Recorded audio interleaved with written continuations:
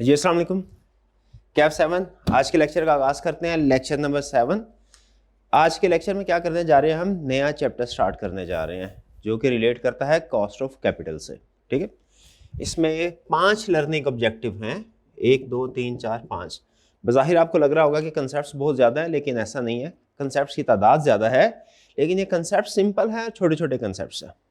ठीक है, और इनमें से कुछ कंसेप्ट तो ऐसे हैं जो आपने प्रीवियस चैप्टर में स्टडी किए हैं। आपको पता है चैप्टर 8 और चैप्टर 9 इंटरकनेक्टेड है। क्या कनेक्शन है दोनों में? चैप्टर 8 हमें बताता है सोर्सेज ऑफ फाइनेंस, यानी हम अपने बिजनेस के लिए फाइनेंस कहां कहां से इकट्ठा कर सकते हैं। चैप्टर 8 हमें ये बताता है। और चैप्टर 9 हमें क्या बताता है कि हर सोर्स ऑफ फाइनेंस की कॉस्ट क्या है। हर सोर्स ऑफ फाइनेंस की कॉस्ट क्या है। ठीक है, और क्यों चैप्टर 9 हमें ये क्यों सिखाता है हर सोर्स ऑफ फाइनेंस की कॉस्ट क्या है? ताकि हम वो सोर्स ऑफ फाइनेंस सेलेक्ट कर सकें जिसकी कॉस्ट मिनिमम है। ठीक है, तो इसमें चूंकि जो सोर्सेज है वो वही डिस्कस हुए हैं जो चैप्टर 8 वाले हैं। ठीक है, इसीलिए पहले चैप्टर 8 पढ़ना जरूरी होता है, फिर इसके बाद हम चैप्टर 9 की तरफ चलते हैं। लेकिन चैप्टर 9 स्टार्ट करने से पहले मुझे बताइए, चैप्टर 8 में किसी किस्म का कोई प्रॉब्लम, किसी सोर्स ऑफ फाइनेंस में कोई प्रॉब्लम नहीं है? रिवाइज किया आपने इन 2 दिनों में, सैटरडे संडे में रिवाइज किया कि नहीं? कितने सोर्स से रिवाइज किया चैप्टर 8? शाबाश बताइए। आधी क्लास नहीं रिवाइज नहीं किया, आधी नहीं किया। चले कोई बात नहीं, अभी भी टाइम है, आप रिवाइज कर लीजिएगा। टेस्ट कब है हमारा? फ्राइडे को, जुम्मेवारी दिन। शाबाश, तो भी 3-4 दिन हैं। अगर रिवाइज नहीं कर सके तो इसको रिवाइज कर लीजिएगा। ठीक है जी। और कोई क्वेश्चन अगर पूछना चाहते हो तो वो भी आप पूछ सकते हैं, यानी आज कल परसों किसी भी लेक्चर में अगर आप उस चैप्टर 8 से रिलेटेड भी कोई क्वेश्चन पूछना चाहते हैं, उनको चैप्टर का तो पूछेंगे आप, वो भी पूछ सकते हैं। डन जी। चैप्टर 9 स्टार्ट करें? तैयार है? ओके चलिए।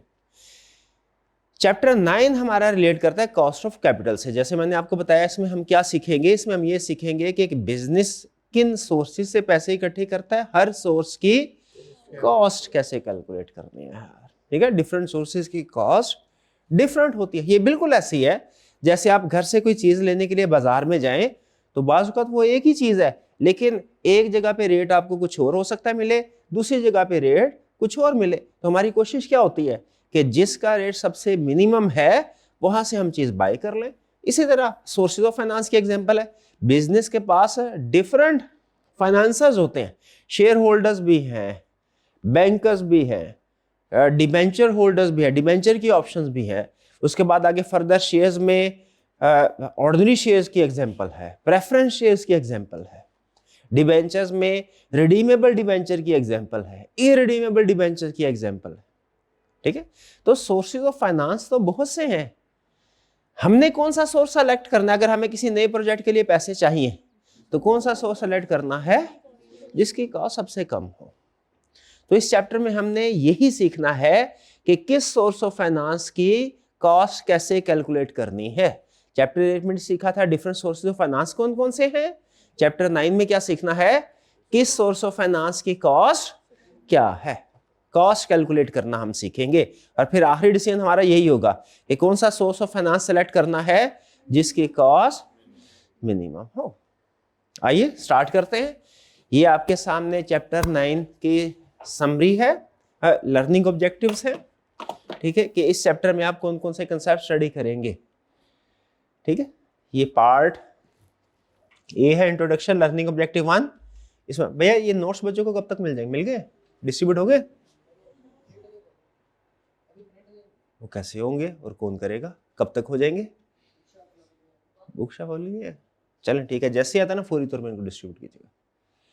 कॉस्ट ऑफ कैपिटल, तो इसमें क्या सीखने जा रहे हैं हम? ये आपको पूरे चैप्टर का ओवरव्यू मिल रहा है कि इस चैप्टर में कौन कौन से कंसेप्ट्स आपने स्टडी करने हैं।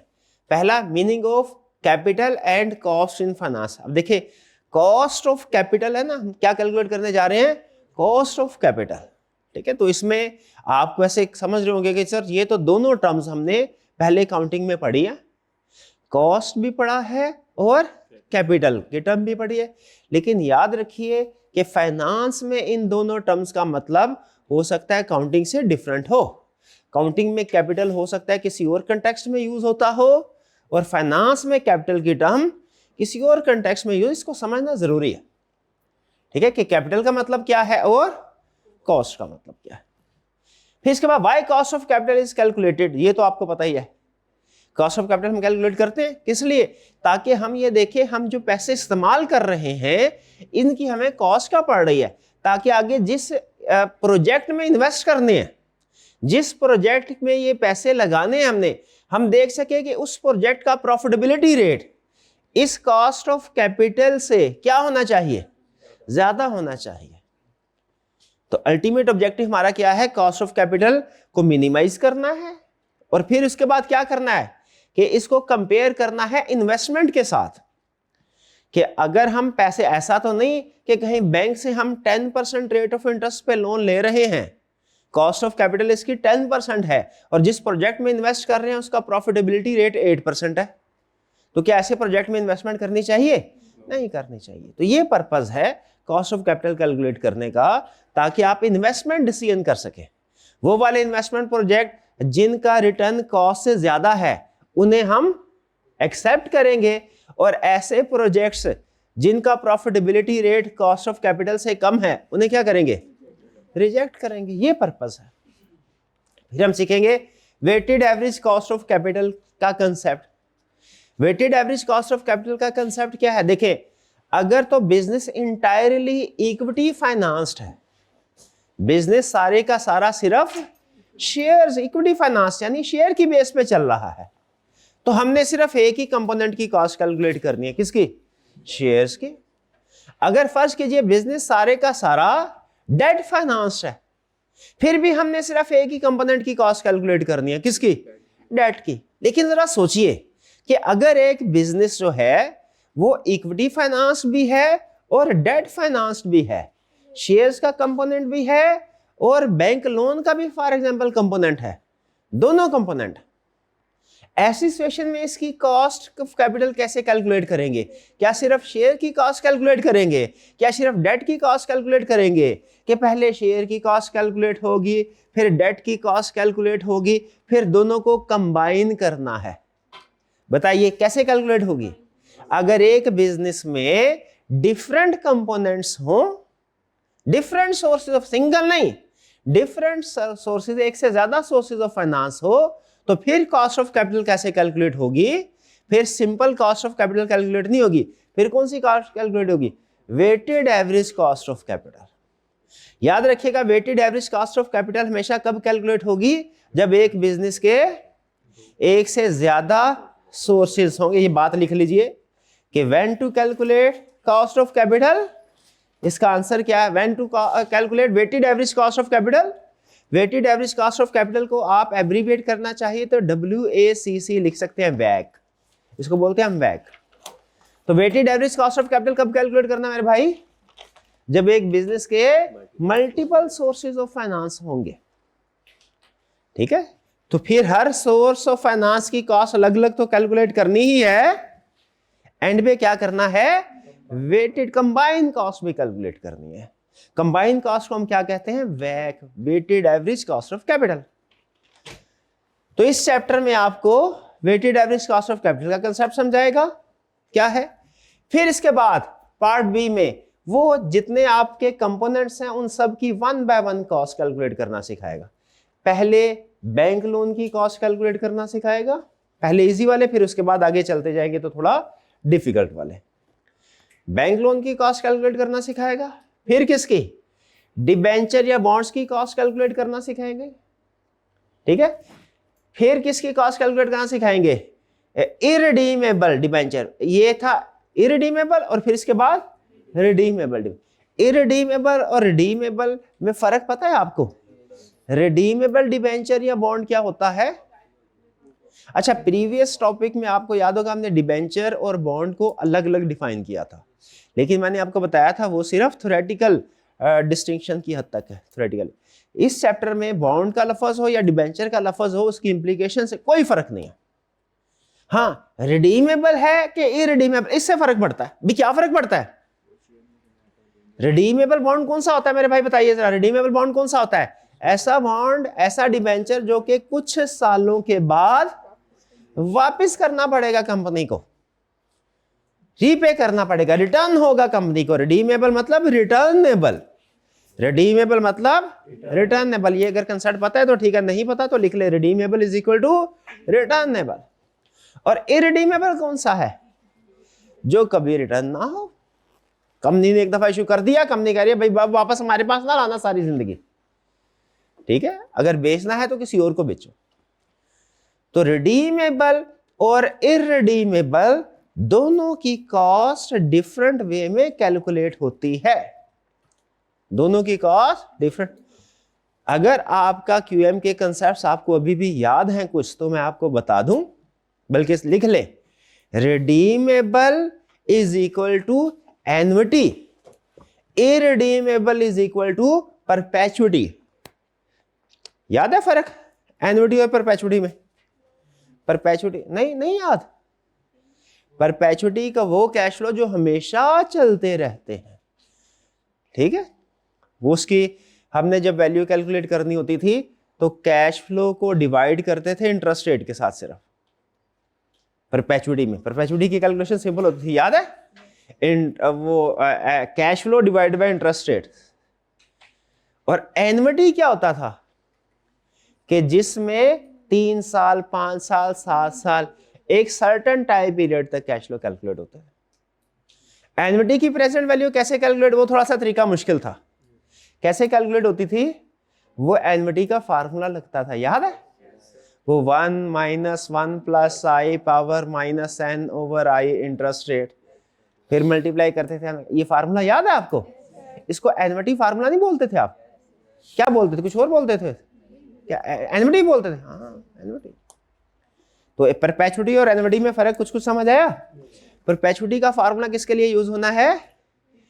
इरिडीमेबल के लिए। एन्युटी का फार्मूला किस लिए यूज होना है? रिडीमेबल के लिए। तो लिख लीजिए इस बात को भी, ठीक है। Redeemable security is equal to, security का मतलब समझाया था ना? सिक्योरिटी का मतलब क्या है? शेयर और डिबेंचर दोनों के लिए ये टर्म यूज होती है। Redeemable security is equal to annuity, और irredeemable security is equal to perpetuity. शाबाश, उसकी कॉस्ट। तो फिर से बताइए, रिडीमेबल सिक्योरिटी की कॉस्ट कैसे कैलकुलेट होगी? एन्युटी से। इरिडीमेबल सिक्योरिटी की कॉस्ट कैसे कैलकुलेट होगी? रिडीमेबल शेयर की कॉस्ट कैसे कैलकुलेट होगी? रिडीमेबल प्रेफरेंस शेयर की कॉस्ट कैसे कैलकुलेट होगी? रिडीमेबल प्रेफरेंस शेयर की कॉस्ट कैसे कैलकुलेट होगी? एन्युटी से। इरिडीमेबल प्रेफरेंस शेयर की कॉस्ट कैसे कैलकुलेट होगी? परपेचुटी से। रिडीमेबल बॉन्ड की कॉस्ट कैसे कैलकुलेट होगी? एन्युटी से। इरिडीमेबल बॉन्ड की कॉस्ट कैसे कैलकुलेट होगी? परपेचुटी से। नहीं समझ आया भाई, मिस कर गए, अभी अभी आया। इनको बहुत अहम कंसेप्ट समझाना है हमने आज के लेक्चर का, अभी तक का सबसे अहम कंसेप्ट समझाइए भाई, कि रिडीमेबल बॉन्ड की कॉस्ट कैसे कैलकुलेट होगी? एन्युटी। और इरिडीमेबल बॉन्ड की कॉस्ट कैसे कैलकुलेट होगी? परपेचुटी से। इनको ये भी बताइए, रिडीमेबल प्रेफरेंस शेयर की कॉस्ट कैसे कैलकुलेट होगी? एन्युटी। और इरिडीमेबल प्रेफरेंस शेयर की कॉस्ट कैसे कैलकुलेट? ये हुई ना बात। शाबाश शाबाश। तो ये हम कॉस्ट कैलकुलेट करना सीखेंगे। अगर आपको पीआरसी के कंसेप्ट याद होते ना तो मुझे पढ़ाने की जरूरत ही नहीं होती रिडीमेबल, लेकिन कोई बात नहीं, अभी भी भूले हैं लेकिन याद आ जाएंगे इंशाल्लाह, ठीक। फिर इसके बाद जब हमने इरिडीमेबल डिबेंचर की कॉस्ट कैलकुलेट करना सीखी है, तो क्या इरिडीमेबल प्रेफरेंस शेयर की कॉस्ट कैलकुलेट करना नहीं सीखेंगे? जब हमने रिडीमेबल डिबेंचर की कॉस्ट कैलकुलेट करना सीखी है, तो क्या रिडीमेबल प्रेफरेंस शेयर की कॉस्ट कैलकुलेट करना नहीं सीखेंगे? तो मुझे बताइए, अगर कंसेप्ट पिक कर रहे हैं, अगर प्रीवियस वीक के कंसेप्ट्स याद हैं आपको, जो आपको इसलिए सिखाए थे ताकि इस चैप्टर में आसानी हो, तो मुझे बताइए, है कोई स्टूडेंट जो मुझे बता सके कि इरिडीमेबल बॉन्ड और इरिडीमेबल प्रेफरेंस शेयर दोनों में सिमिलैरिटी मैं बताऊंगा, डिफरेंस आपने बताना है। जब हम इरिडीमेबल बॉन्ड की कैलकुलेट करेंगे या इरिडीमेबल प्रेफरेंस शेयर की कॉस्ट कैलकुलेट करेंगे, दोनों में सिमिलैरिटी क्या है? दोनों ही परपेचुटी के फार्मूला से कैलकुलेट होंगे। सिमिलैरिटी क्या है? परपेचुटी। क्यों? क्योंकि इरिडीमेबल है, यह है सिमिलैरिटी। अब डिफरेंस बताइए मुझे। शाबाश। वो जो बॉन्ड का केस होगा, जो इंटरेस्ट का केस होगा, उसमें टैक्स की एडजस्टमेंट करनी है, जबकि जो शेयर्स वाला केस होगा उसमें टैक्स की एडजस्टमेंट नहीं करनी। क्यों भला? क्योंकि इंटरेस्ट एक एक्सपेंस है, उसकी डिडक्शन अलाउड होती है एज एक्सपेंस, डिविडेंड की डिडक्शन एक्सपेंस के तौर पे लाओ। ये तो काउंटिंग में पढ़ा है ना आपने कि इंटरेस्ट एक एक्सपेंस है लेकिन डिविडेंड एक्सपेंस नहीं है। ये सीखेंगे। और फिर एक आखिरी चीज क्या, सेकंड लास्ट, वही बस, हाँ, ये कॉस्ट ऑफ इक्विटी। इक्विटी भाई, इक्विटी इसमें और इसमें क्या फर्क है? ये है प्रेफरेंस शेयर और ये कौन से है? ऑर्डिनरी शेयर्स, इक्विटी शेयर, इनको बोलते हैं ऑर्डिनरी शेयर, इक्विटी शेयर्स। इसकी कॉस्ट भी कैलकुलेट करेंगे, ठीक है? इसकी कॉस्ट में और इसकी कॉस्ट में थोड़ा सा फर्क है। ज्यादातर टेक्निकली अगर मैं बताऊं आपको तो इक्विटी की कॉस्ट में रिस्क ज्यादा है, प्रेफरेंस शेयर में रिस्क निस्बतन कम है, क्योंकि प्रेफरेंस शेयर में डिविडेंड की परसेंटेज फिक्स होती है। क्योंकि अगर कंपनी वाइंड अप हो तो प्रेफरेंस शेयर्स को पेमेंट पहले मिलती है, तो प्रेफरेंस शेयर को डिविडेंड भी मिलना ही मिलना है फिक्स्ड, उनमें कोई रिस्क नहीं है वेरिएशन का कम होने का। और दूसरा, कंपनी वाइंड अप होगी तो प्रेफरेंस शेयर को पेमेंट पहले होगी और इक्विटी वालों को। तो मुझे बताइए, प्रेफरेंस शेयर में रिस्क ज्यादा हुआ कि इक्विटी में रिस्क ज्यादा हुआ? इक्विटी में। तो अगर रिस्क चेंज हो जाए तो रिटर्न भी चेंज होना चाहिए कि नहीं? आपको फाइनेंस के जो 10 सबसे बड़े फार्मूले थे उसमें से 2-3 फार्मूले बताया था ना प्रीवियस वीक में, है? तो उनमें से एक फार्मूला कौन सा था? High risk high return. जब कभी रिस्क चेंज होता है रिटर्न भी चेंज होना चाहिए। एग्री करते हैं इससे? ठीक है, हाई रिस्क हाई रिटर्न। चलिए, और फिर इसके बाद एक लास्ट कंसेप्ट है यील्ड कर्व। ये थोड़ा सा कंसेप्ट हमारा टेक्निकल है, हटके है। हम जब चैप्टर कंप्लीट कर लेंगे तो फिर इसके बाद इसको छोड़ेंगे, पार्ट से यील्ड कर्व फौरी तौर पे नहीं करेंगे, 2 से 3 हफ्ते के बाद करेंगे। ये मैं अभी बता रहा हूँ क्यों, तो क्योंकि ये बाकी कंसेप्ट से डिफरेंट है थोड़ा सा, ठीक है ये भी, इसमें भी प्रेजेंट वैल्यू कैलकुलेट होगी, थोड़ा सा डिफरेंट। तो और एग्जाम में ज्यादा टेस्टिंग भी नहीं होती, एमसीक्यूज में उसने 1-2 दफा टेस्टिंग किया, बस क्वेश्चन नहीं पूछा पड़ा, तो अहम भी नहीं है, थोड़ा हटके है ये कंसेप्ट, लेकिन छोड़ना नहीं है क्योंकि सिलेबस में शामिल है। तो इसको फिर हम हफ्ता 10 दिन के बाद करेंगे, तकरीबन 2 हफ्ते के बाद। डन जी, ये था ओवरव्यू। तो अब अगर आपसे मैं पूछूं कि इस चैप्टर में हम क्या सीखने जा रहे हैं, तो आप क्या बताएंगे? चैप्टर 9 कॉस्ट ऑफ कैलकुलेट में क्या सीखने जा रहे हैं? डिफरेंट कंपोनेंट्स की कॉस्ट कैलकुलेट करना। किस किस कंपोनेंट की कॉस्ट कैलकुलेट करना बताइए जरा?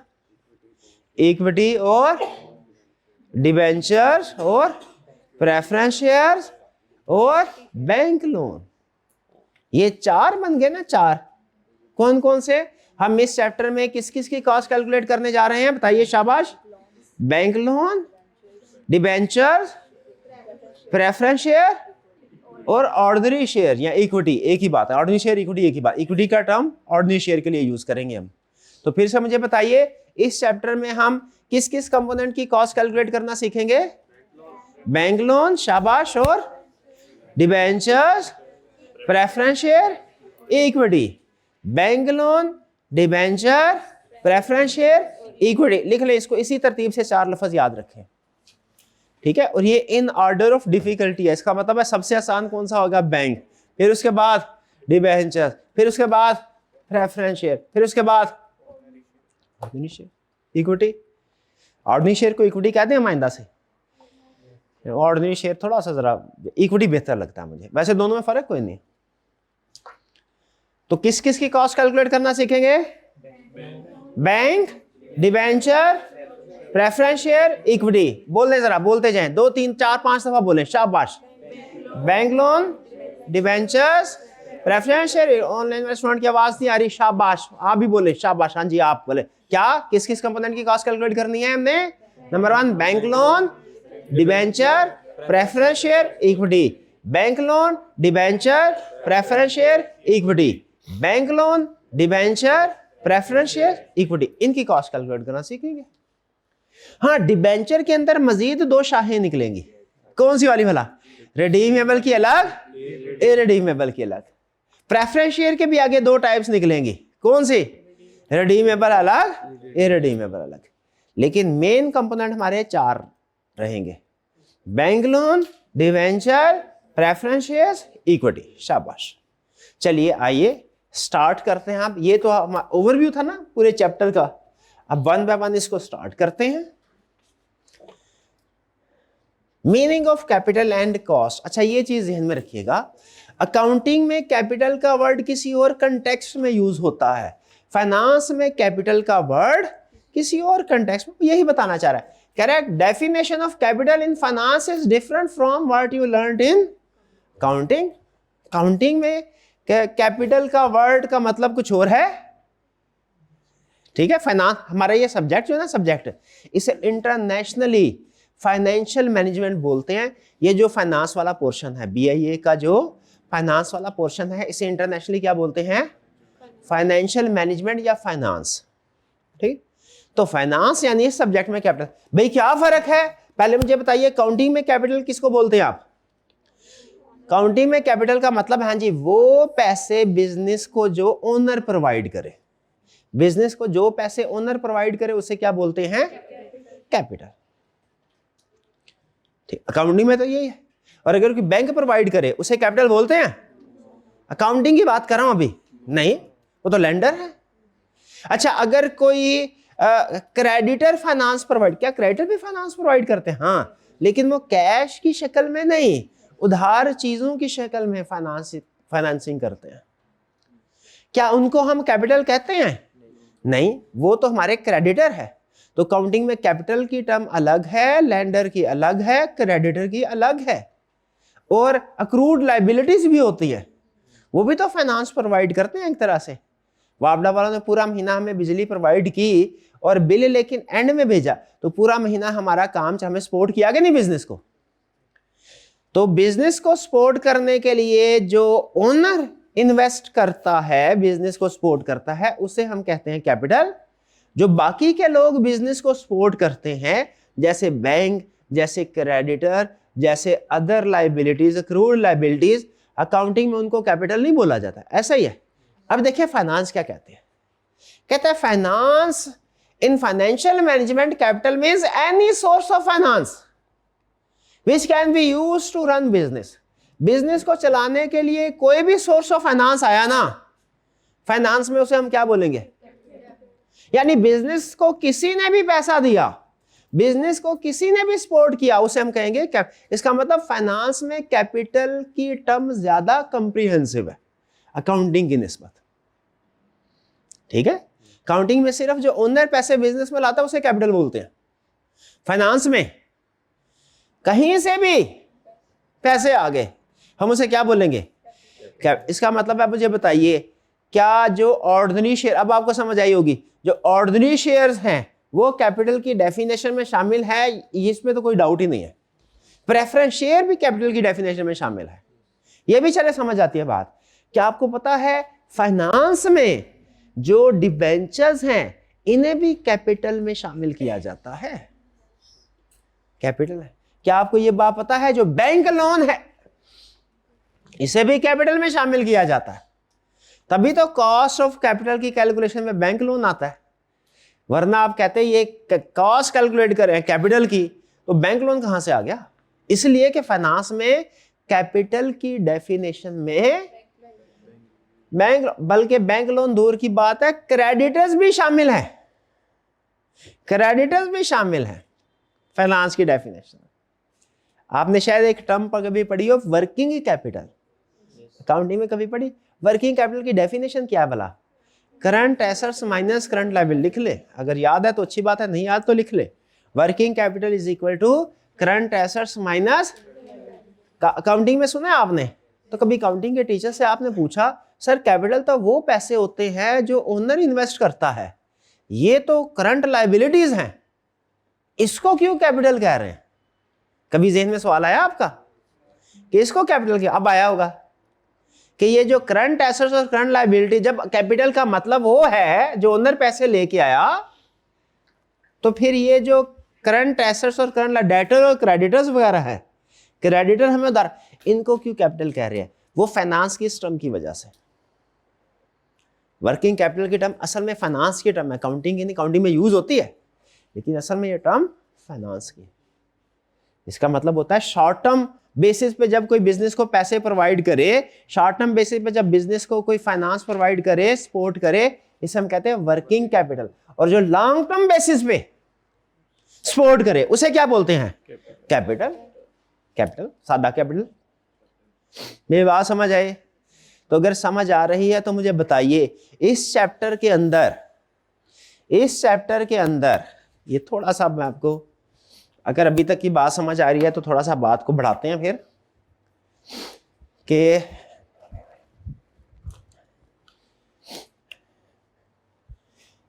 अकाउंटिंग में आप बैलेंस शीट बनाना सीखते हैं। फॉर्मेट डिफरेंट हो सकता है, फॉर्मेट से लेना देना हमारा अभी फिलहाल अकाउंटिंग के फॉर्मेट से कोई हमें इख्तलाफ नहीं है। बैलेंस शीट कुछ ऐसे बनाते हैं, कुछ वो वर्टिकल फॉर्म में भी है। इनकम स्टेटमेंट भी बनाते हैं आप। अकाउंटिंग और फाइनेंस में सबसे बड़ा फर्क क्या है? अकाउंटिंग पास्ट ट्रांजैक्शन को रिकॉर्ड करने का नाम है। अकाउंटेंट्स बुक कीपर होते हैं, डिसीजन मेकर्स नहीं होते, ज्यादा बड़े डिसीजन नहीं करते। फाइनेंस क्या है? फाइनेंस में अकाउंटिंग में, भाई अकाउंटिंग में भी इनकम स्टेटमेंट बैलेंस शीट बनाना सीखते हैं, फाइनेंस में भी इनकम स्टेटमेंट बैलेंस शीट बनेगी। फर्क क्या है? अकाउंटिंग में पास्ट की होती थी, जो गुजर गया वो रिकॉर्ड करो। फाइनेंस में क्या होगा?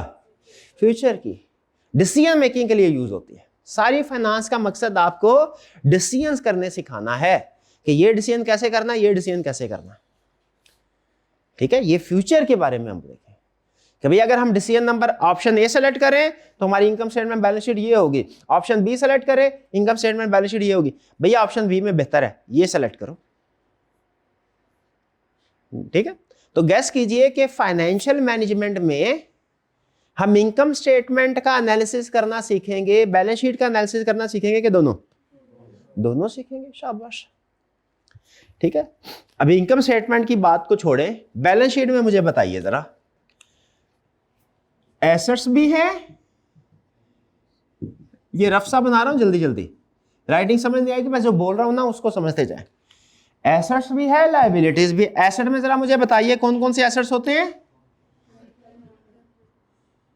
नॉन करंट एसेट्स, और कौन से होते हैं?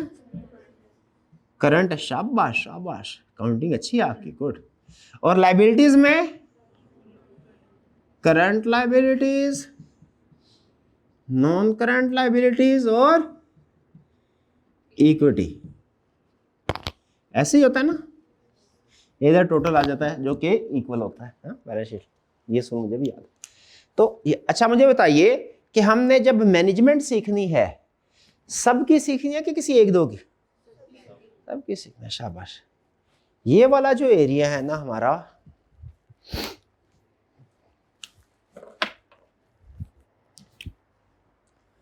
नॉन करंट, अकाउंटिंग में भी नॉन करंट एसेट, जिसे आप उर्फ आम में पीपी नॉर्मली बोलते हैं, ये सीखते, लेकिन वो सीखते हैं कि जब काम हो गया तो अब क्या कर, मैं एसेट खरीद लिया, अब उसको रिकॉर्ड करो, किस कॉस्ट में रिकॉर्ड करना है, उसकी फिर डेप्रिसिएशन रिकॉर्ड करो हर साल जैसे जैसे इस्तेमाल करते रहो।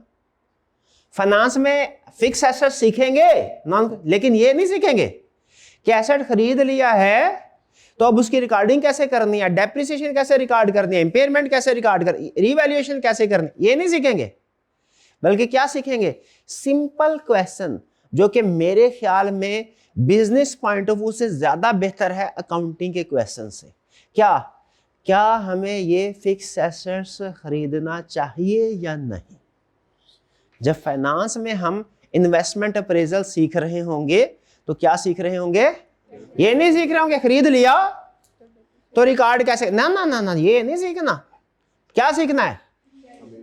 क्या हमें ये एसेट खरीदना चाहिए या नहीं खरीदना चाहिए? ठीक है, वो जाहिर है फ्यूचर के उसके बेनिफिट्स, उसकी कॉस्ट दोनों को सामने रखते हैं। ठीक है, वो सीखेंगे। फर्क समझ रहे हैं? अकाउंटिंग में फिक्स एसेट्स का क्या पर्सपेक्टिव होता है और फाइनेंस में क्या है?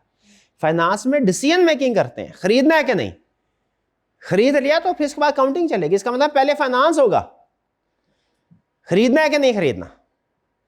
जब हाँ फाइनेंस खत्म हो जाएगा आगे अकाउंटेंट का काम शुरू होगा, वो क्या है, रिकॉर्डिंग करनी है। लेकिन खुद सोचें, आप थोड़ा खुद सोचना शुरू करें, बिजनेस को असल प्रॉफिट किस चीज से होगा, कि इस फैसले से कि ये वाला कौन सा एसेट खरीदना चाहिए और कौन सा नहीं, कि उसकी रिकॉर्डिंग करने से, फैसला करने से, ठीक है, ये कौन से वाला। अब कुछ चीजें कंट्रोवर्शियल है, अब क्या बातें बतानी हल्की हल्की बता रहा हूं, ज़हन में रह जाए तो अच्छी बात है, वरना कोई परेशान नहीं होना, ना ही इसको कोई चेक करने की जरूरत है, बस यूं ही एडिशनल गपशप के तौर पे बता रहा हूं, गपशप के तौर पे। आप किसको ज्यादा पैसे देंगे, दो एम्प्लॉयज हैं, एक एम्प्लॉय आपको ये बताएगा कि प्रॉफिट कितना है, टैक्स कितना है, एक क्या बताएगा, टैक्स कितना पे करना है, और दूसरा ये बताएगा कि टैक्स को कम कैसे किया जा सकता है, कैसे किया जाए। अब एक वो अकाउंटेंट है जो आपको बताएगा प्रॉफिट कितना है, और दूसरा वो है जो कहेगा भाई ये काम करोगे तो प्रॉफिट ज्यादा होगा। आप किसको पैसे ज्यादा देंगे, समझ रहे क्या समझाना चाह रहा हूं, बिजनेस पॉइंट ऑफ समझे, ठीक है। बहरहाल चले आगे, कंट्रोवर्शियल सी बात है, अकाउंटिंग के टीचर से पहुंचेंगे, जाहिर उनका पॉइंट ऑफ व्यू पूछेंगे, कुछ और होगा। बहरहाल आगे चलते हैं।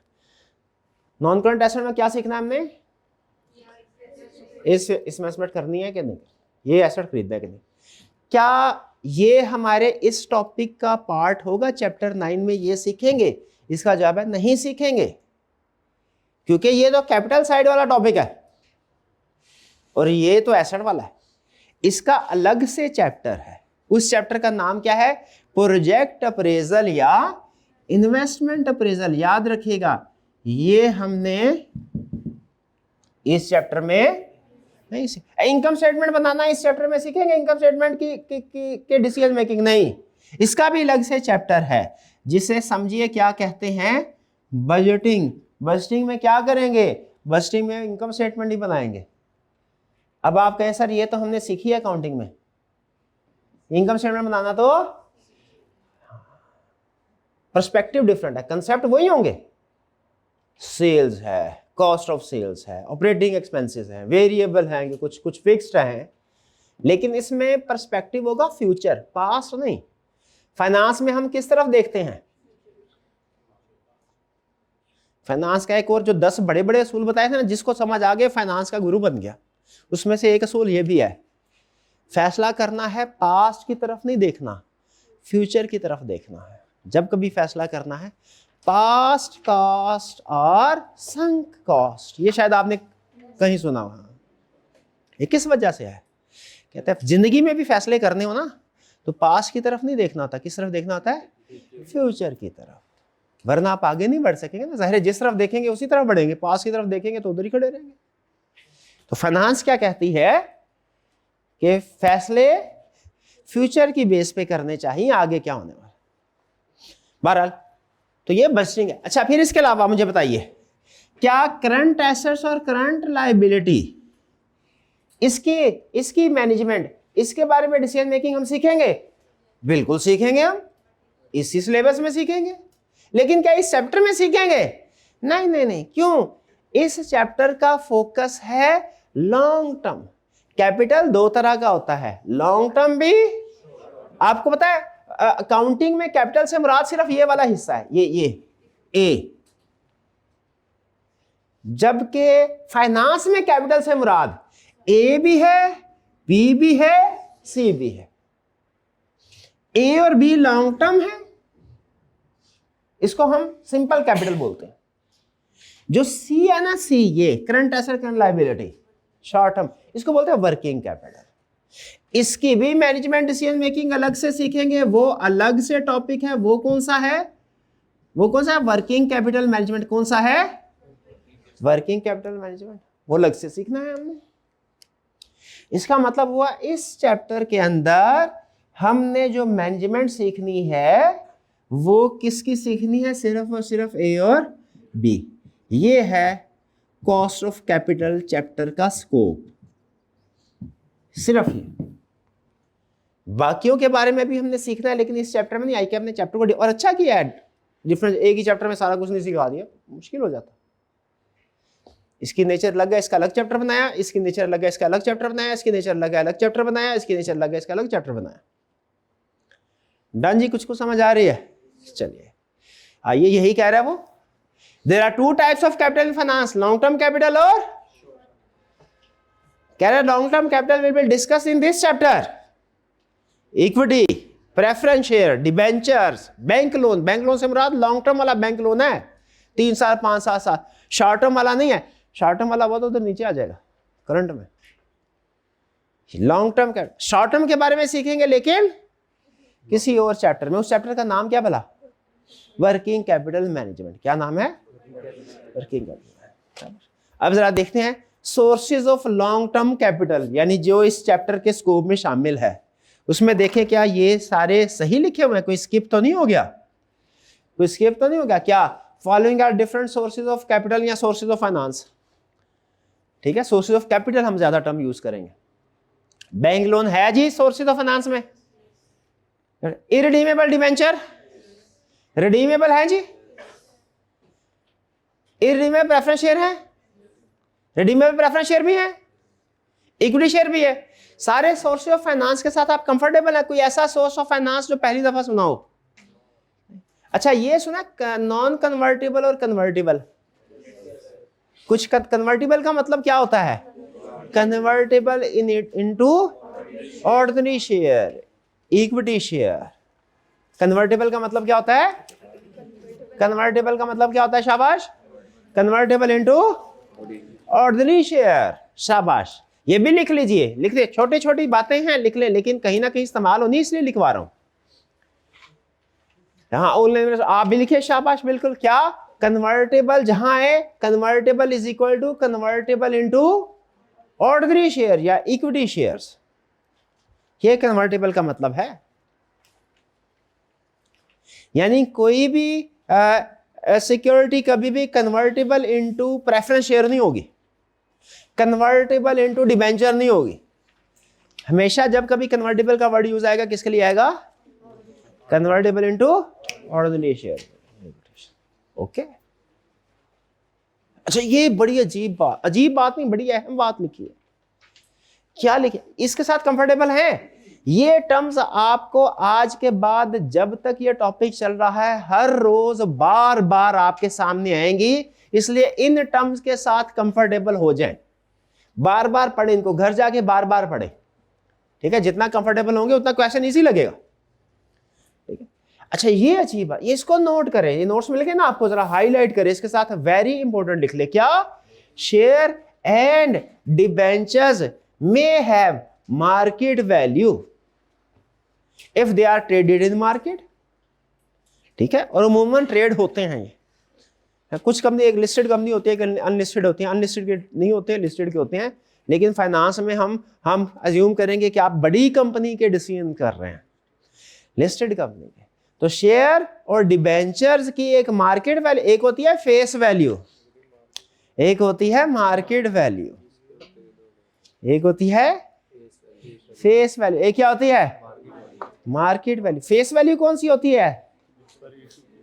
जिस पे इशू किया जाए, इसे लूजली स्पीकिंग कॉस्ट भी कह सकते हैं आप। थोड़ा सा फर्क है, लेकिन कॉस्ट भी कह सकते हैं।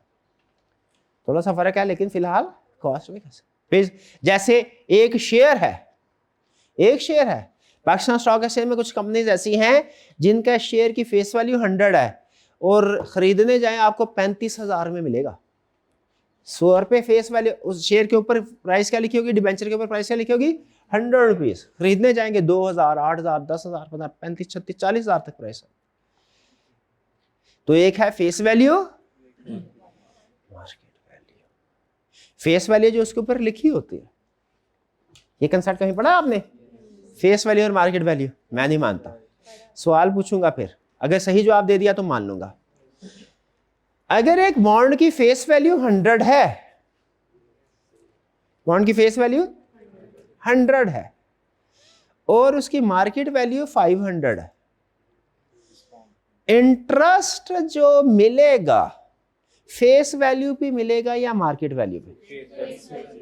फेस वैल्यू पे। शाबाश, तो लिख लीजिए, interest is calculated on face value. Interest is calculated on face value. Face value. एक छोटी सी एक इंटरेस्टिंग बात बताता जाऊं आपको। मैं कुछ थोड़ी सी स्टॉक एक्सचेंज में मैंने इन्वेस्टमेंट भी की हुई है, तो उसके लिए फिर कुछ ग्रुप भी ज्वाइन किया हुआ है जिसमें कुछ ना कुछ चीजें आती रहती हैं। तो एक ग्रुप, उसमें नया इन्वेस्टर था, उसने कहा, बड़ा परेशान, उसने कहा, पोस्ट लगाई, उसने कहा मुझे एक सवाल की समझ नहीं आई। मैंने कंपनी के शेयर खरीदे हैं, शेयर मैंने खरीदा है 500 रुपए का, थोड़ा सा फिगर्स को सिंपल रख के आपके सामने रख रहा हूं। शेयर खरीदा है कितने का? 5। कंपनी ने डिविडेंड अनाउंस किया है 100% डिविडेंड। कितना डिविडेंड अनाउंस किया है? 100%। लेकिन मेरे बैंक अकाउंट में 500 रुपया नहीं आया, 100 रुपया आया, बाकी 400 किधर है? बाकी कंपनी ने कितना अनाउंस किया डिविडेंड? 100%। खरीदा कितने का था? मार्केट वैल्यू 500, फेस वैल्यू कितनी थी? 100। अब बताइए, कंपनी ने जो डिविडेंड डिक्लेयर करते सीधा करते ना अकाउंटिंग में, 10% पे करना है, 20% करना है, 50%, 100% सुन के लगता है जितने का खरीदा था उतने पैसे अगले ही साल आ जाएंगे हमारे पास। जो इंटरेस्ट कैलकुलेट, इंटरेस्ट पे होता है, जो डिविडेंड पे होता है, वो किस अमाउंट पे होता है? कंपनी पे करती है, किस अमाउंट पे पे करती है? तो लिख लें, interest and dividend is paid on face value. Interest and dividend is paid on face. ये प्रेफरेंस शेयर के डिविडेंड की बात कर रहा हूं, और वैसे भी ऑर्डिनरी शेयर में भी इसी तरह समझे, इंटरेस्ट, बल्कि ऐसा करें, थोड़ा सा डिविडेंड रहने दे, सिर्फ इतना लिखे, interest is paid on face value. भाई क्लियर होगी ये बात? डिविडेंड की भी यही असूल है, लेकिन मैं ज्यादा कंप्लेक्स नहीं करना चाहता, फिलहाल आपको सिंपल स्टेप बाय स्टेप लेके चलना चाहता हूं, बहुत ज्यादा चीजें मिक्स करने की भी जरूरत नहीं। तो फिर आ जाए, ये बड़ी ही अहम बात, क्या शेयर एंड डिबेंचर में है मार्केट वैल्यू? हो सकती है मार्केट वैल्यू इनकी? बिल्कुल। इसका मतलब है शेयर और डिबेंचर जो होंगे ना, इनकी दो वैल्यू हुआ करेगी क्वेश्चन में, एक फेस वैल्यू होगी, मार्केट वैल्यू होगी। आपने सही वैल्यू चुननी है। जब शेयर खरीदने जाएंगे तो कौन सी वैल्यू रेलिवेंट है? Market value. और जब इंटरेस्ट कैलकुलेट करना है, डिविडेंड कैलकुलेट करना है, कौन सी वैल्यू रेलिवेंट है? Face value. तो आपने देखना है किस पर्पस के लिए वैल्यू चुन रहे हैं, उस पर्पस के मुताबिक सही वैल्यू चुननी है, वरना क्वेश्चन क्या हो जाएगा? गलत हो जाएगा। However, there is no market price of bank loan. Bank loan की मार्केट प्राइस कोई नहीं होती। बैंक लोन तो जाहिर आपकी ट्रांसफर, कौन सा स्टॉक एक्सचेंज में सेल परचेज हो रहे हैं? Bank loan. शेयर होता है स्टॉक एक्सचेंज में, आपको पता है सेल परचेज। डिबेंचर्स भी होते हैं, पता है आपको? बैंक लोन नहीं होते। बैंक लोन प्राइवेट, अलग जाना पड़ता है। आपने शायद कभी I2B में या किसी जगह पढ़ा हो, कैपिटल मार्केट और मनी मार्केट, नहीं पढ़ा? बैंक मनी मार्केट का हिस्सा है, शेयर और debenture capital market stock exchange का हिस्सा। चले हाँ, छोड़े गोली मारे, वापस आ जाए टॉपिक की तरफ। भाई ये लाइन समझ आ गई? आज के लेक्चर में कुछ भी समझ नहीं आया ना आपको?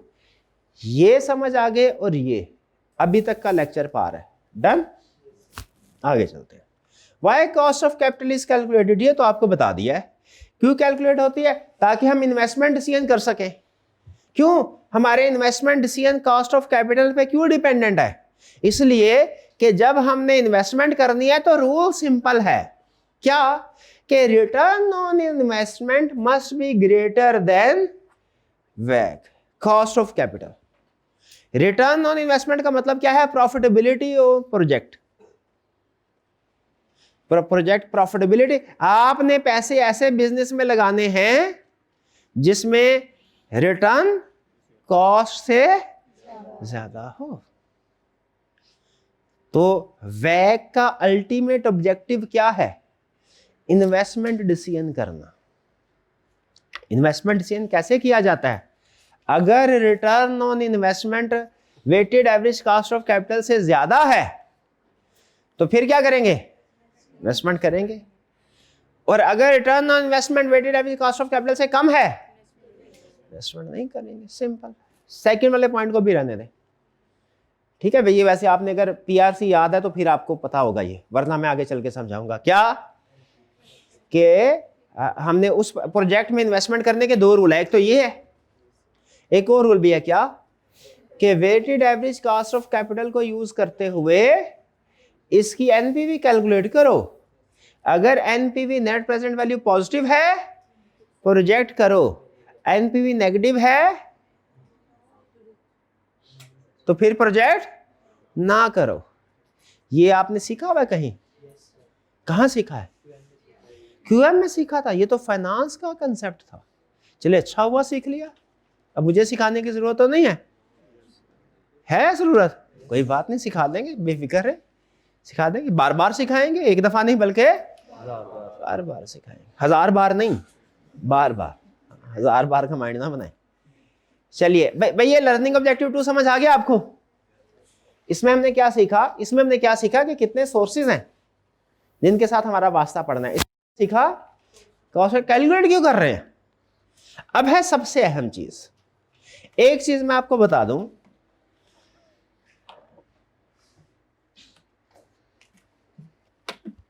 हमारे फाइनेंस में हमारा जो तरीकाकार होगा न्यूमेरिकल टॉपिक्स को लेके, वो मैं आपको बता दूं। अगर आप वो प्रीवियस स्टूडेंट आपका कोई वाकिफ हो, उससे डिस्कस करेंगे तो वो भी आपको ये बात, इससे उम्मीद है कि एग्री करेगा।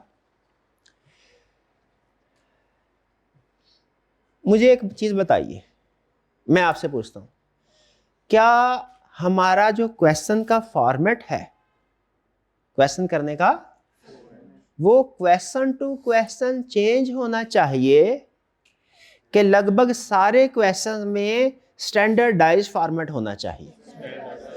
मैं पहले आपसे एग्री कर लूं, फिर उसके मुताबिक आगे चलना है।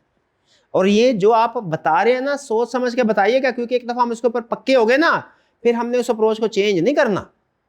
फिर से सवाल पूछ रहा हूं, बताइए, हमारे फाइनेंस के पोर्शन में डिफरेंट न्यूमेरिकल टॉपिक्स हैं, ठीक है? किसी एक न्यूमेरिकल टॉपिक को, जैसे कॉस्ट ऑफ कैपिटल को कर रहे हैं, तो बताइए क्वेश्चन करने का फॉर्मेट लगभग सबका, लगभग कह रहा हूं, एग्जैक्ट नहीं कह रहा, 100 में से कोई 95 क्वेश्चन में तो सेम होगा, 2-4 क्वेश्चन में थोड़ा सा वेरिएशन आ जाती है, थोड़ी सी वेरिएशन उसमें, क्योंकि आई कैप आपको बाज़ औक़ात क्वेश्चन को घुमा भी देता है कभी कभी जब उसने मुश्किल कर।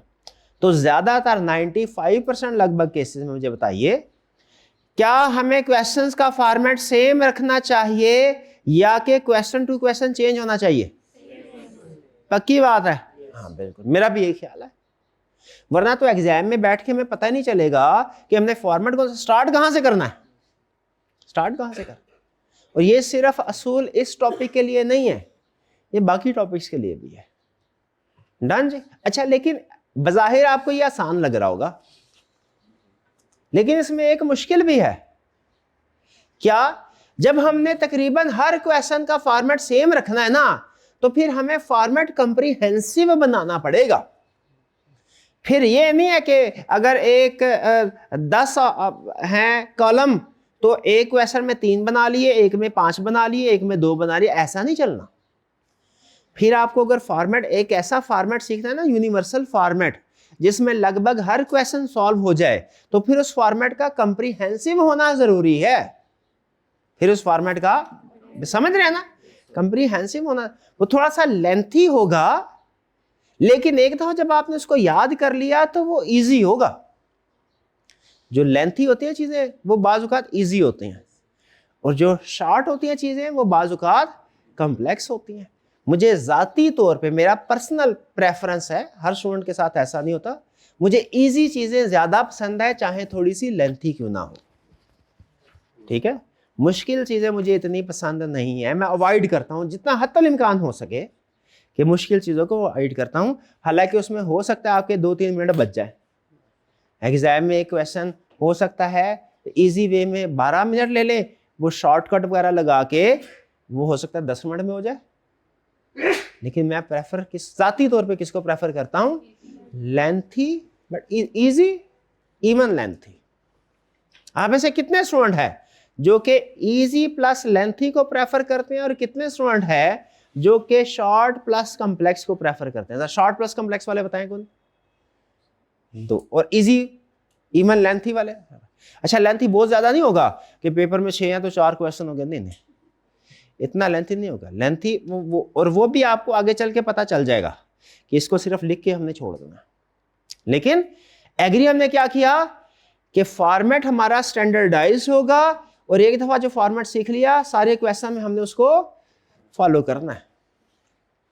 चलिए आइए, अब weighted average cost of capital का फॉर्मेट आपके सामने है। ये क्या फॉर्मेट है जी? आपने इसको फॉलो करना है हमेशा।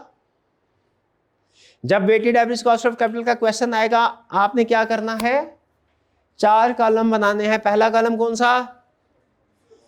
कंपोनेंट ऑफ कैपिटल या source of capital, source of finance. देखिए वही है, उन्हीं में से है जो हमने पढ़ा है।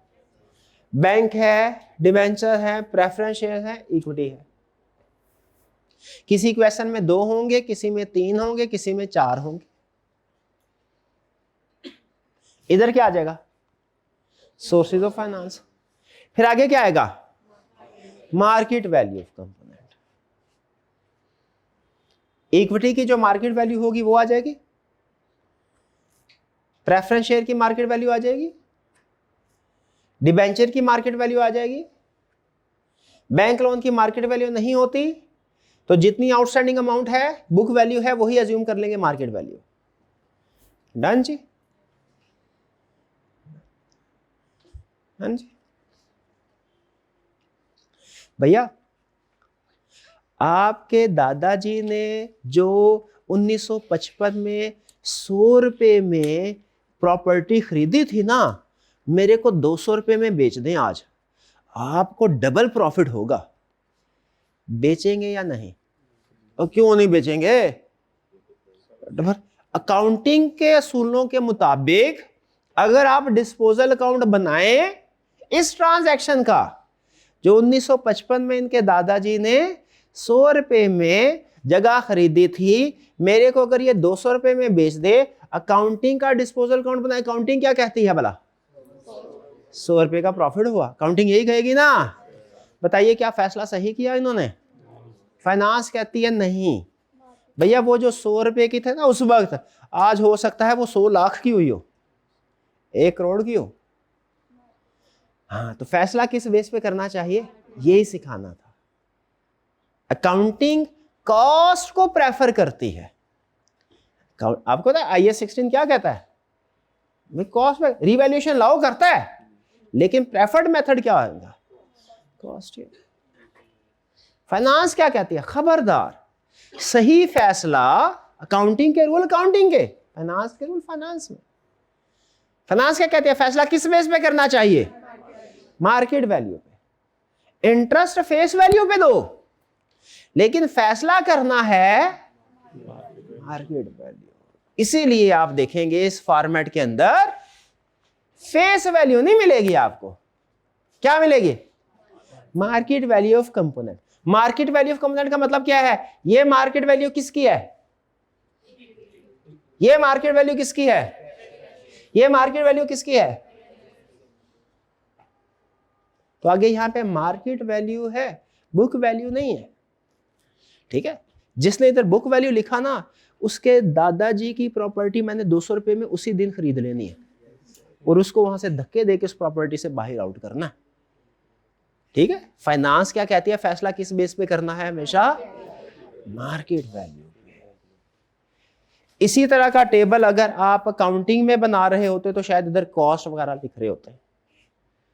ठीक, 12 अकाउंटिंग वाले अकाउंटिंग में। फिर इसके बाद क्या है? हर कंपोनेंट की एक मार्केट वैल्यू होती है, एक कॉस्ट होती है।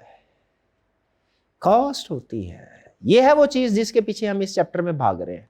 लेकिन याद रखिएगा, हर कंपोनेंट की 2 चीजें हैं, एक मार्केट वैल्यू और दूसरा कॉस्ट। इस फॉर्मेट में हमने इस चैप्टर का नाम, वैसे मुझे लगता है गलत है, अगर मैंने इस चैप्टर का नाम रखना, इस चैप्टर का नाम है कॉस्ट ऑफ फाइनेंस या कॉस्ट ऑफ कैपिटल, यही है ना? अगर मेरे बस में हो ना तो मैं इस चैप्टर का नाम चेंज करके रख दूं market value and cost of capital, क्योंकि इसमें सिर्फ कॉस्ट कैलकुलेट नहीं होती, मार्केट वैल्यू भी कैलकुलेट होती है। बल्कि लिख लें, इसको लिख लें, better title of this chapter is, हमारे ख्याल में हर एक अपना अपना पॉइंट ऑफ व्यू होता है। हम आई कैप को गलत नहीं कह रहे, हम सिर्फ अपना ख्याल बयान कर रहे हैं कि better title of this chapter is market value and cost of capital. I cap ने क्या रखा है टाइटल? सिर्फ कॉस्ट ऑफ कैपिटल। हमारे ख्याल में बेहतर टाइटल क्या है? Market value and cost of capital. भाई वो क्यों? वो इसलिए कि इस चैप्टर में हर कंपोनेंट की सिर्फ कॉस्ट नहीं बल्कि मार्केट वैल्यू भी हमें कैलकुलेट करना होगी। आपको क्या लगता है इस टेबल में जितनी चीजें इस्तेमाल होनी आई क्या अपने आप को प्लेट में रख के देनी है? ऐसे नहीं है। ये बीकॉम नहीं है, ये एमबीए नहीं है, ये सी है। इसमें आपको एक एक चीज कैलकुलेट करना पड़ती है। ठीक है, तो कंपोनेंट की लिस्ट आएगी, फिर इसके बाद क्या आएगा? मार्केट वैल्यू ऑफ कंपोनेंट, जो आपको कैलकुलेट करना पड़ेगी। किस्मत अच्छी हुई तो वो दे भी सकता है, किस्मत अच्छी हुई तो हो सकता है वो दे। फिर क्या होगा? हर कंपोनेंट की मार्केट वैल्यू के बाद क्या कैलकुलेट करना होगा? और फिर क्या कैलकुलेट करना वाला? आप गैस कर सकते हैं वेटेड एवरेज कैसे कैलकुलेट हुई होगी? वेटेड एवरेज पता है कैसे कैलकुलेट होती है? This divided by this multiplied by this.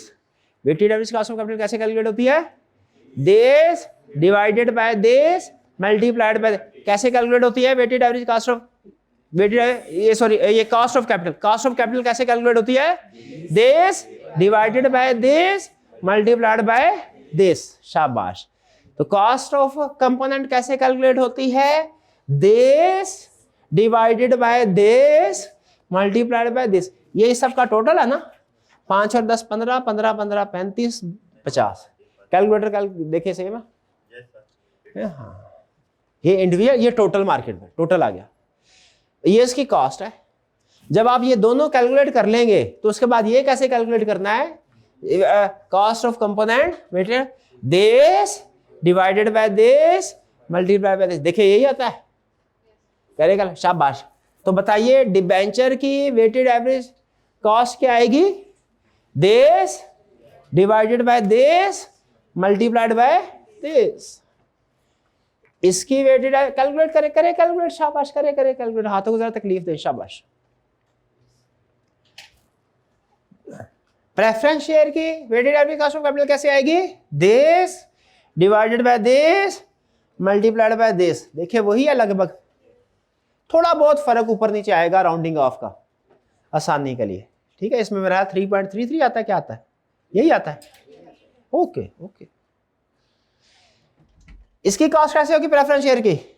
This divided by this multiplied by this. Calculate करें।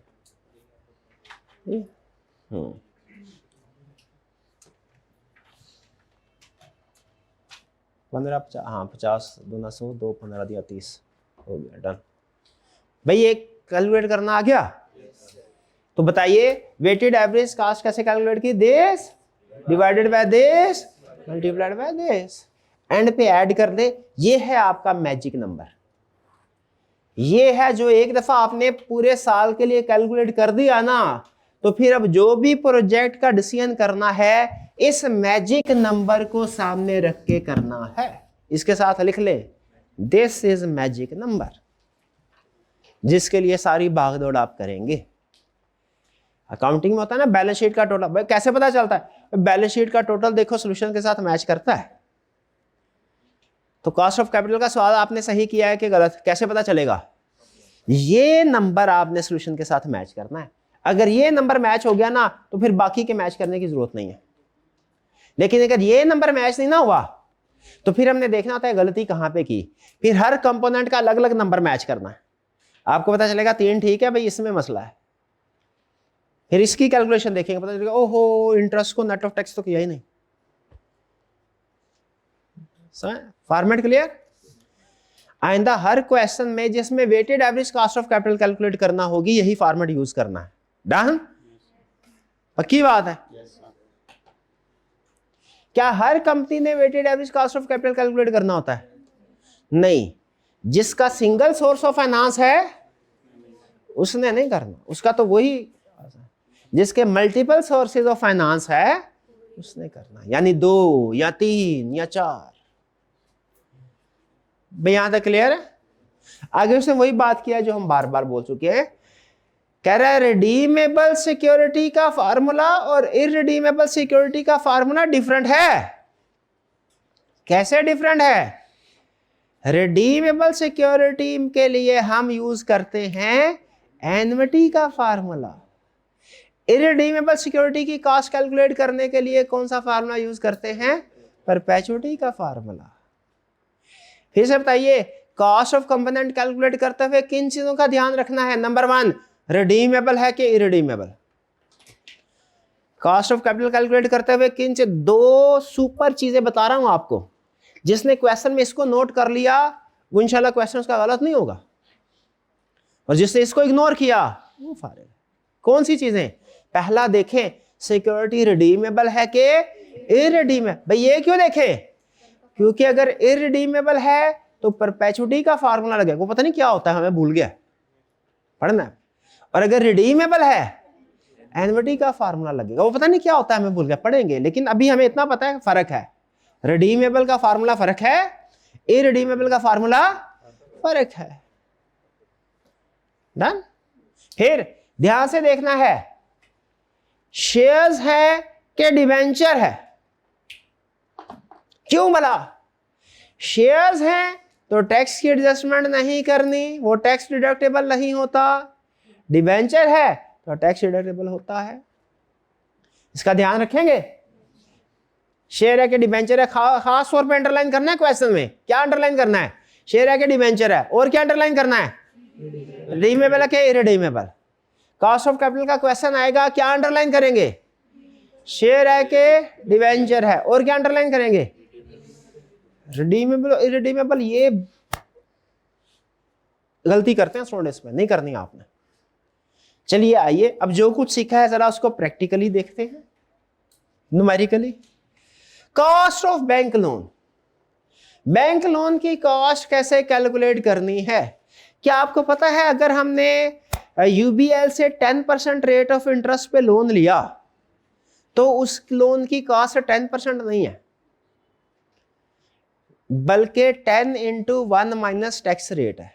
अगर टैक्स रेट 30% है ना, तो याद रखिए मेरे लिए उसकी कॉस्ट 10% नहीं है, बल्कि 10% × 0.7 7% है। क्यों भला? कम क्यों हो गए? क्योंकि उस लोन के, अब सुनिए जरा, उस लोन के ऊपर इंटरेस्ट पे करूंगा, इंटरेस्ट मेरे एक्सपेंसेस में आएगा, जिससे प्रॉफिट कम हो जाएगा और मुझे टैक्स भी कम देना पड़ेगा। तो लोन लेने से मेरा टैक्स एक्सपेंस कम होता है, समझ रहे हैं? लोन लेने से मेरा टैक्स एक्सपेंस कम। भाई कैसे कम होगा? क्योंकि लोन लेंगे तो इंटरेस्ट पे करेंगे, इंटरेस्ट पे करेंगे तो प्रॉफिट कम होगा। एक्सपेंस है ना, इंटरेस्ट एक्सपेंस पे करेंगे तो प्रॉफिट कम होगा। तो फिर इसका मतलब ये हुआ लोन से टैक्स की कॉस्ट कम होती है। तो बताइए अब इसे रिड्यूस करना चाहिए कि नहीं? इसीलिए जब कभी बैंक लोन होगा, इंटरेस्ट रेट होगा, उसके साथ टैक्स की एडजस्टमेंट लाजमी होगी। Note, in case of interest cost is calculated on after tax basis. में समझ आया कि नहीं आया? नहीं आया? आया तो मुझे बताइए। क्वेश्चन नंबर 2 जरा देखें, क्वेश्चन नंबर 2, इसको जरा अटेम्प्ट करें, पता चलता है। अभी एक कंपनी टेक्स आउट ए बैंक लोन, बैंक चार्जेस, ये भाई ये तो वही क्वेश्चन हो गया, ये रहने दे, ये तो अभी मैंने ज़बानी कलामी करवा दिया आपको, इसको छोड़े। ये क्वेश्चन नंबर 1 का पार्ट सी करें, फिर मानो आपको। इंटरेस्ट रेट 30% है, टैक्स रेट 35% है।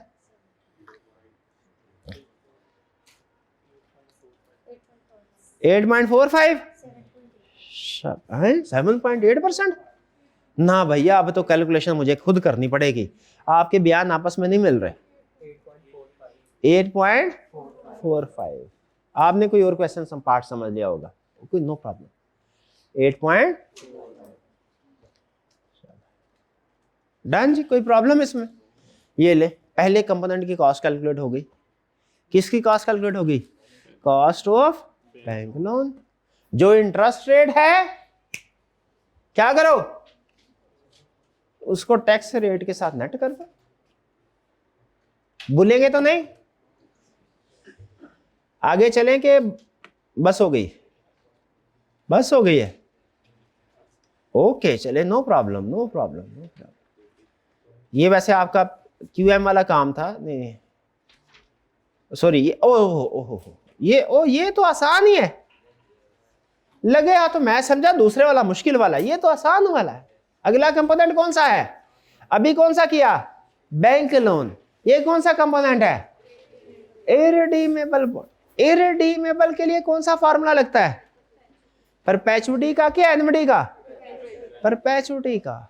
तो सिंपल क्या करना है, इररिडीमेबल बॉन्ड है भाई, बॉन्ड के साथ लफ्ज इंटरेस्ट आएगा कि डिविडेंड आएगा? इंटरेस्ट आए, डिविडेंड नहीं, डिविडेंड मिलता है शेयर्स पे, ठीक है, डिविडेंड शेयर। इंटरेस्ट आएगा, तो इंटरेस्ट है तो बोले नेट ऑफ टैक्स होगा कि नहीं होगा? होगा। तो इसका भी सेम फॉर्मूला क्या? Cost of irredeemable debenture. Irredeemable, अब जरा सुनिए इंटरप्रिटेशन। लफ्ज इररिडीमेबल से मुझे पता चल गया मैंने परपेचुइटी का फार्मूला यूज करना है, और लफ्ज डिबेंचर से मुझे क्या पता चला? Net of tax. तो इसका फार्मूला क्या होगा? आई और डी। ये जैसे होता था ना इकोनॉमिक्स में, इकोनॉमिक्स पढ़ी है आपने, उसमें होता था क्या होता था, सप्लाई को एस से शो करते थे, डिमांड को डी से, प्राइस को पी से, और जो प्राइस होती थी बिफोर चेंज उसे कहते थे पी नॉट, और जो आफ्टर चेंज होती थी पी वाई। तो जैसे एब्रीविएशन इकोनॉमिक्स में यूज होती है, आपका ख्याल है फाइनेंस में एब्रीविएशन यूज होती है कि नहीं होती? होती है। तो इस कॉस्ट के लिए हम एब्रीविएशन यूज करते हैं के बोले तो कॉस्ट, के फॉर कॉस्ट, और डी का मतलब क्या है? Debt, debenture. Cost of debenture is equal to I का मतलब क्या है, और डी का मतलब interest on debenture, interest on debenture, और फिर क्या किया? 1 माइनस टी। ये क्या है? T for tax. ये क्या है? Net of tax. इंटरेस्ट को क्या कह रहा है? अगर आपने कॉस्ट ऑफ डिबेंचर कैलकुलेट करनी है, इंटरेस्ट को नेट ऑफ टैक्स करो और डिवाइड कर दो उसे प्राइस ऑफ डिबेंचर के साथ। फार्मूला क्या सिखा रहा है आपको? कॉस्ट कैलकुलेट करनी है तो इंटरेस्ट को नेट ऑफ टैक्स करो, डिवाइड कर दो प्राइस के साथ। आगे उसने एक्सप्लेन भी कर दिया कि आईडी का मतलब क्या है? Interest on debenture in rupees, in percentage नहीं, in rupees. It is calculated using coupon rate. Coupon rate बोले तो इंटरेस्ट। और ये कैसे कैलकुलेट होता है? फेस वैल्यू पे कि मार्केट वैल्यू पे? फेस वैल्यू पे। और ये क्या है? Price of debenture in, price का मतलब क्या है? फेस वैल्यू के मार्केट वैल्यू? प्राइस का मतलब क्या है? Market value. प्राइस का मतलब क्या है? आप तो कॉस्ट और मार्केट वैल्यू में फर्क नहीं समझ आ रहा है। वॉरेन बफेट ने एक दफा फर्क बताया, किसका? प्राइस और वैल्यू का। प्राइस और वैल्यू का मतलब क्या है? प्राइस किसी चीज को हासिल, एसेट को हासिल करने के लिए जो कीमत अदा करते हैं वो क्या है? प्राइस। और वैल्यू क्या है? उस एसेट से जो फायदा मिलता है। प्राइस क्या है? जो आप कीमत अदा करते हैं। वैल्यू क्या है? जो आप फायदा लेते हैं। लेकिन वो थोड़ा हमारे सिलेबस से बाहर की बात है। हाँ, हमारे सिलेबस के अंदर जो बात है वो क्या है? कॉस्ट अलग चीज है, मार्केट वैल्यू अलग चीज है। मार्केट वैल्यू मतलब समझे प्राइस। हमारे सिलेबस में price is equal to market value. तो डिवाइड किससे कर रहा है? अजीब बात सुने, आज के लेक्चर की आखिरी अजीब बात। आखिरी अजीब बात, ये फार्मूला समझ आ गया आपको, लेकिन इस फार्मूले के अंदर ट्विस्ट है। क्या? वो कह रहा है इंटरेस्ट कैलकुलेट करना है तो फेस वैल्यू पे करो, इंटरेस्ट कैलकुलेट करना है, जब डिवाइड करना है तो, क्योंकि हमें पता है डिसीजन मेकिंग फाइनेंस में किस बेस पे होती है, इसलिए जब कभी भी, बाकियों में भी यही रूल आएगा, बाकी पूरे कंपोनेंट में भी लगभग यही रूल है। क्या? इंटरेस्ट और डिविडेंड कैलकुलेट करना है तो फेस वैल्यू पे करो, और जब डिवाइड करना है तो ये ध्यान में रखिएगा, ये मार्केट वैल्यू है, ये मतलब मार्केट वैल्यू। डन जी, मुझे नहीं लगता समझ आई।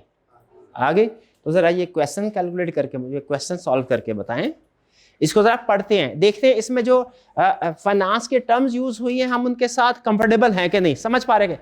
The coupon rate, coupon rate मतलब इंटरेस्ट, जो उसके ऊपर लिखा हुआ बॉन्ड के ऊपर, coupon rate of interest on companies irredeemable bond is 6% और फेस वैल्यू क्या है 100 and the market value of bond is 103.6, tax rate is 25%। तो बड़ा मुश्किल सवाल हो गया।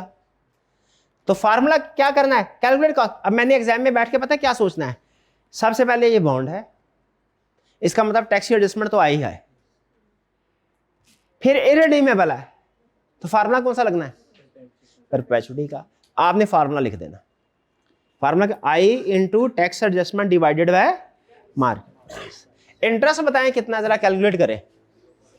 6 रुपीज में था ना, 6, तो लिखेंगे 6 इंटू 1 माइनस टी कितना है 0.75, 6 मल्टीप्लाइड बाय 0.75, ये आएगा आपका 4.5, और डिवाइड किससे कर देना है फिर? Market value 103.6। देखिए मैच होता है, कहा सही कैलकुलेट की। ये लीजिए आंसर के साथ कंपेयर करें, एंड में आंसर भी दिया हुआ, क्या कैलकुलेट करने के काबिल हैं? तो लिख लीजिए, इस नोट्स के एंड पे लिख लीजिए, मैं लिखे, मैं एक दफा लिखना, मैं ना लिख दे, बैंक लोन और इरिडीमेबल बॉन्ड की कॉस्ट कैलकुलेट कर सकता हूं। I can calculate cost of bank loan and cost of irredeemable bond. भाई ऐसा ही है, कैलकुलेट कर सकते, झूठ तो नहीं लिख रहे, पक्की बात है। चलिए अच्छा, अब असाइनमेंट गूगल ड्राइव के ऊपर अवेलेबल होती जाएगी डेली बेसिस के ऊपर, पता है ना गूगल ड्राइव, गूगल ड्राइव, हाँ वो क्या साइट था, साइट बताई थी sarasif.com वाली, उस साइट पे जाके आपने डिफरेंट सब्जेक्ट की लिस्ट आएगी, तो BIA पे क्लिक करना है, गूगल ड्राइव ओपन होगी, आपके सारे रिसोर्सेज उसमें होंगे। आज की असाइनमेंट उधर अपलोड कर देंगे हम, आज की असाइनमेंट आपने लाजमी करनी है, कल करके आइएगा। ये पहले रमजान में आप कहानियां चलाते रहे मेरे साथ, सर वो नहीं लिंक नहीं मिला और ग्रुप में नहीं और ये लटरम पटरम, ठीक है अब तो ये प्रॉब्लम नहीं है ना। चलिए कोई क्वेश्चन पूछना चाहते हो तो पूछ लीजिए। क्विक रिकैप करते हैं, आज के लेक्चर में हमने क्या सीखा। आज के लेक्चर में हमने ये सीखा कैपिटल की टर्म क्या है, कैपिटल का मतलब क्या है। हमें पता चला फाइनेंस में कैपिटल का मतलब है हर वो पैसा जो कि बिजनेस चलाने के लिए इस्तेमाल हुआ है, वो लॉन्ग टर्म भी हो सकता है, शॉर्ट टर्म भी हो सकता है। हम सिर्फ लॉन्ग टर्म के ऊपर फोकस करेंगे इस चैप्टर में। फिर कैपिटल की डेफिनेशन सीखी, फिर कैपिटल के कंपोनेंट सीखे, पता चला कैपिटल में 6 कंपोनेंट्स होते हैं। फिर हमने ये सीखा कि हर एक कंपोनेंट इस चैप्टर में क्या करना है, हमने हर कंपोनेंट की कॉस्ट कैलकुलेट करनी है। उस 6 में से 2 कंपोनेंट्स की हमने कॉस्ट कैलकुलेट करना सीखी, किस किस की? बैंक लोन की और इरिडीमेबल की। और आज के लेक्चर में चाहे बाकी सब कुछ भूल जाए, एक चीज जो आपने नहीं भूलनी वो है फॉर्मेट, क्योंकि फॉर्मेट हमने एग्री किया है स्टैंडर्ड फॉर्मेट होगा, कंप्रीहेंसिव होगा, वही फॉर्मेट हम लगभग हर सवाल में यूज करेंगे। तो फॉर्मेट को बनाने की कोशिश कीजिएगा बार बार। डन जी, कोई क्वेश्चन? चलिए आज का लेक्चर यहाँ खत्म करते हैं, अल्लाह हाफिज।